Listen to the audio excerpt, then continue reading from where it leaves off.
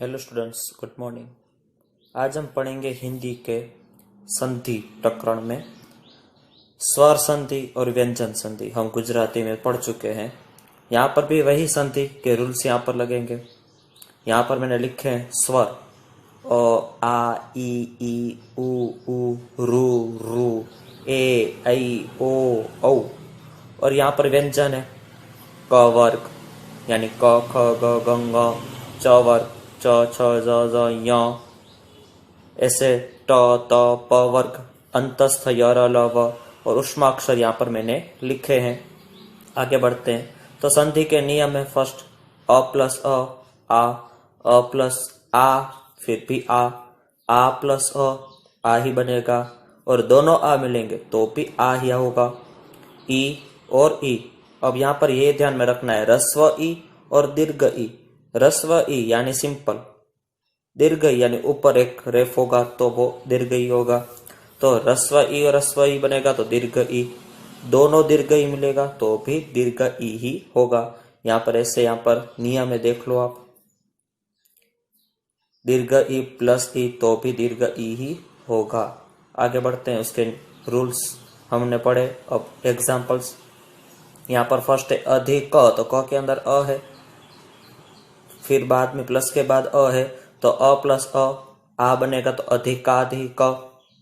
यथा, थ के अंदर है आ और अर्थ का अ तो यथार्थ। ऐसे एग्जाम्पल्स यहाँ पर लिखे हैं।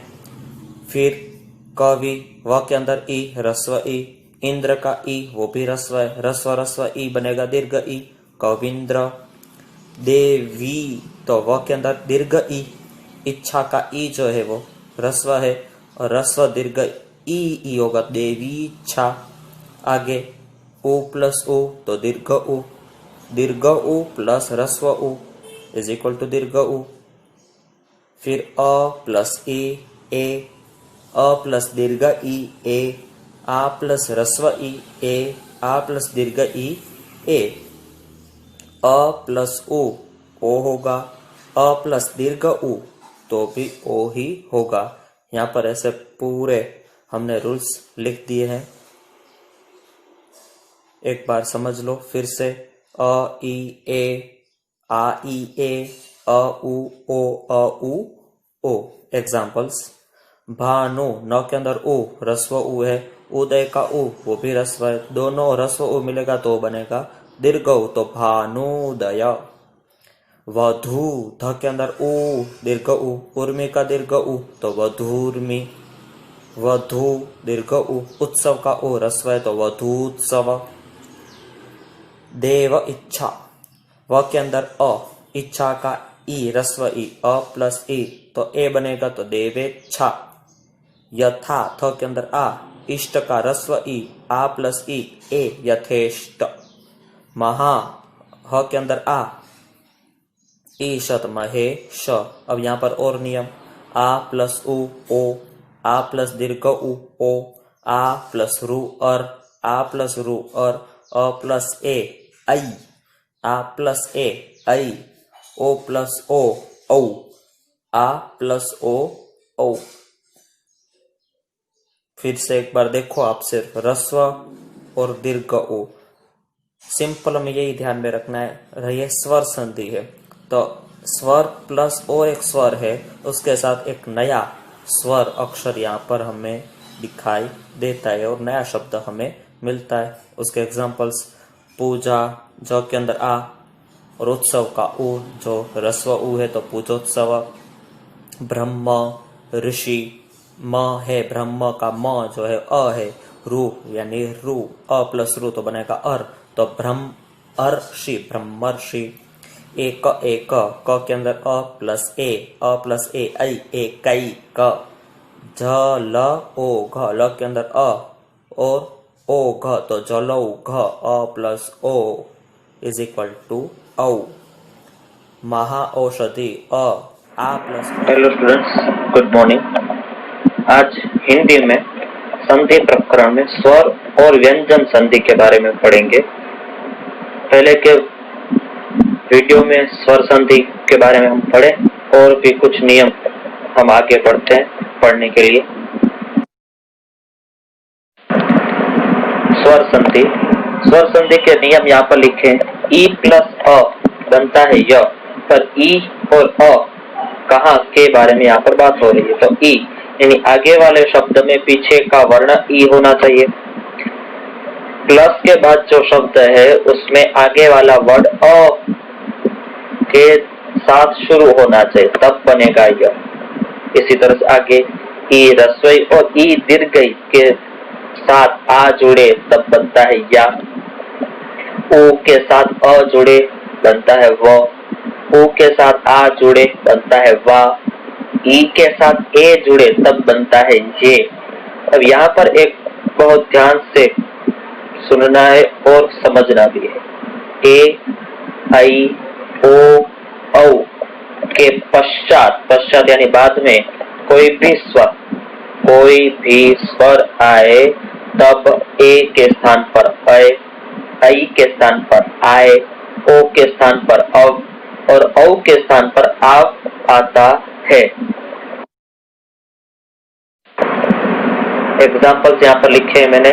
ई और अ जुड़े तब यह बनता है, पर अधि ध के अंदर है ई और अ या न का अ।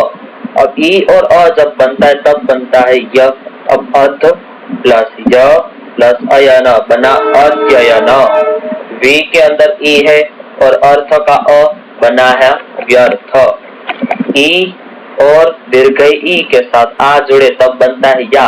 इति तो के अंदर ई रस्वई है और आदि का आ बना इत्यादि। देवी व के अंदर है दीर्घ ई और आगमन देव्यागमन। उ अ जुड़ेंगे तब बनता है व। सु के अंदर उ जो है वो रस्व है, अस्थ का अ बना स्वस्थ। उ आ जुड़ेंगे तब बनेगा वा। सु प्लस आगत स्वागत। ए प्लस ए बना ये। प्रति तो के अंदर ई रस्वई है, एक का ए जुड़ेंगे तब बनेगा ये प्रत्येक। अब जो समझने की बात थी वह अब आया है। तो ने में ए की मात्रा है, अ न का अ, ए प्लस अ जुड़ेंगे तब बनता है अय, यानी न प्लस अय प्लस अन, न या न। गई में ऐ की मात्रा, अ क का अ, ऐ और अ जुड़ेंगे तब बनेगा आय, तो ग प्लस आय प्लस अ क गायक। ओ में अंदर ओ की मात्रा, अ न का अ, ओ प्लस अ जुड़ेंगे तब बनेगा अब, यानी भ प्लस अब प्लस अन भवन। पौ में औ की मात्रा, अ क का अ, औ प्लस अ इज इक्वल टू आव, यानी प प्लस आव प्लस अक पावक। ये समझ में आई। अब यह समझना है, यहाँ से शुरू होता है व्यंजन संधि। पहले तो ये कोष्टक को हम समझते हैं। अघोष व्यंजन यानी जिसकी आवाज यानी यहाँ पर ध्रुजारी वाइब्रेशन नहीं होता है वह अघोष व्यंजन। घोष मृदु व्यंजन।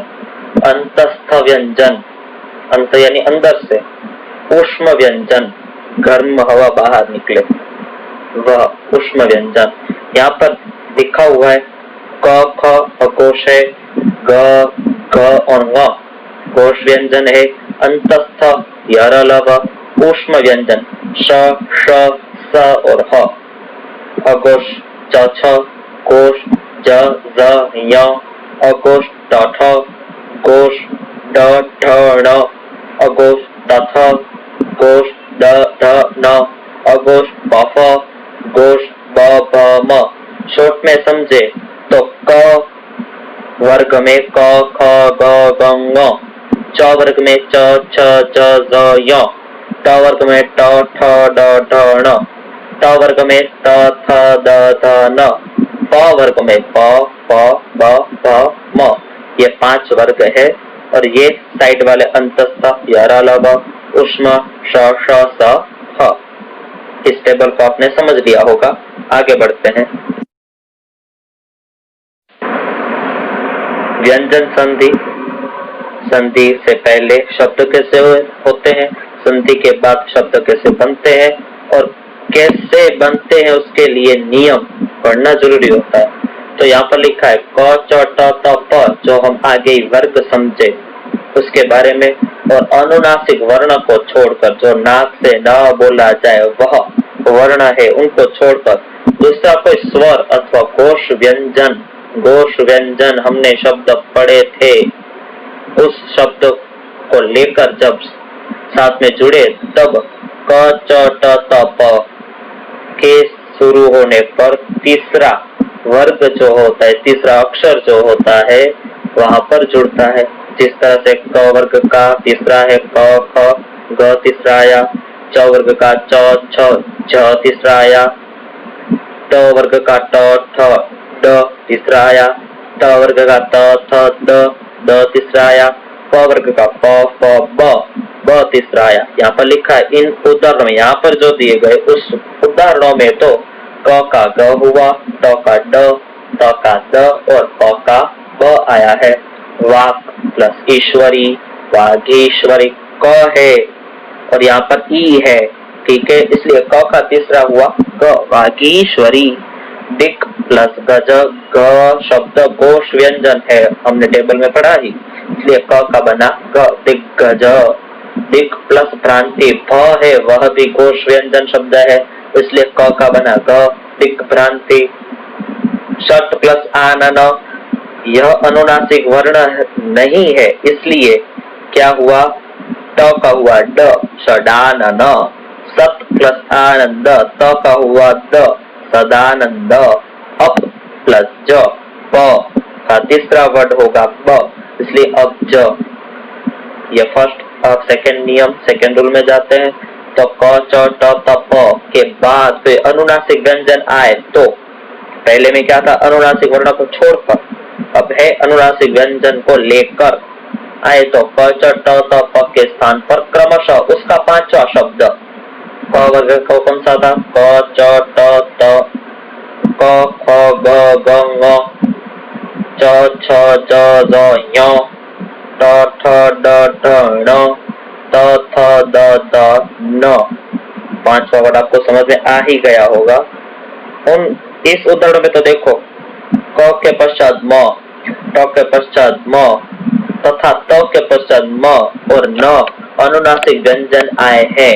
यहाँ पर कौन से अनुनासिक व्यंजन है, म, त, म और न, इसलिए क का न हुआ, ट का न हुआ और त का न आया हुआ है।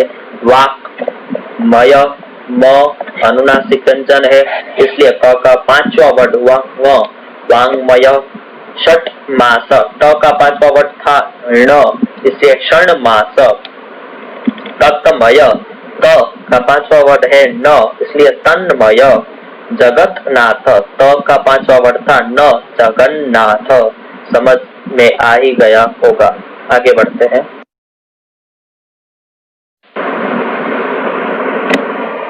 तीसरे रूल में यहाँ पर लिखा है त के बाद कोई भी स्वर हो, घोष व्यंजन शब्द हो अथवा य र व आए तो त के बदले द हो जाता है। अब यहाँ पर जो एग्जाम्पल दिए गए हैं उसमें क्रमशः आ और ई ये स्वर है, घोष व्यंजन कौन से, तो प ध, घ और ध और र आया हुआ है, इसलिए नियम के अनुसार त के स्थान पर द होता है, यह हमने पढ़ा। इसलिए जगत ईश्वर ई स्वर है तो त के स्थान पर द, जगदीश्वर। भगवत भक्ति भ है वो घोष व्यंजन है, इसलिए त के स्थान पर द, भगवत भक्ति। उद्घाटन, त के स्थान पर द, घ जो है घोष व्यंजन है, उद्घाटन। सत धर्म, ध जो है वो घोष व्यंजन शब्द है, त के स्थान पर द, सद धर्म। तत्रूप र भी आया हुआ है, इसलिए तद्रूप। अब आगे बढ़ते फोर्थ नियम में। त अथवा द के पश्चात च वर्ग का वर्ण, च वर्ग कौन से शब्द आएंगे, च, छ, ज, स और य ये वर्ण, और उसके साथ ल आए तो त और द अपने बाद वाले वर्ण का रूप ले लेंगे। यहाँ पर देखते हैं सत द है, चरित्र यानी च वर्ग हुआ, तो त के बाद कौन सा वर्ण है, च, इसलिए डबल च, सच्चरित्र। सत जन, ज आया, च वर्ग का ही है, इसलिए त के बाद है, इसलिए डबल च, सज्जन। विपद जाल, द है, यहाँ पर लिखा है त और द के बाद, यानी द के बाद ज है, इसलिए डबल ज, विपद जाल। उत्लेख, त के बाद ल है, इसलिए डबल ल, उल्लेख। समझ में आ गया होगा। फिफ्थ नियम, त अथवा द के बाद श आए तो त अथवा द का च और श, त का होगा च, द का होगा श, श का छ हो जाता है। फिर से समझते हैं, त अथवा द के बाद श आए तो त अथवा द का च और श का छ हो जाता है, त का द और च का छ हो जाता है। यदि त के बाद ह आए तो त के बदले द और ह के स्थान पर ध होता है। यहाँ पर एग्जाम्पल है, उत श्वास, त का हुआ च और श का हुआ छ, उच्छ्वास। उत शिष्ट, त का हुआ च और श का हुआ छ, उच्छिष्ट। उत त का हुआ द और ह का हुआ ध, उद्धार। आपको समझ में आया होगा। Thank you.